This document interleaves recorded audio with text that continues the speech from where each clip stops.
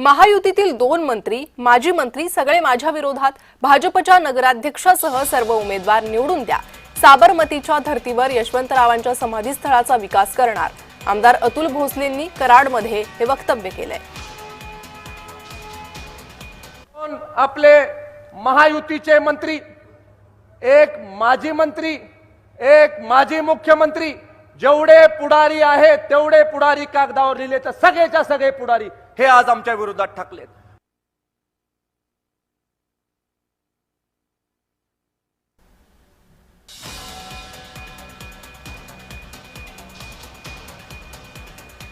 तर राज्यात आम्हीच मोठे भाऊ ठरलो तर काहीही करू शकतो.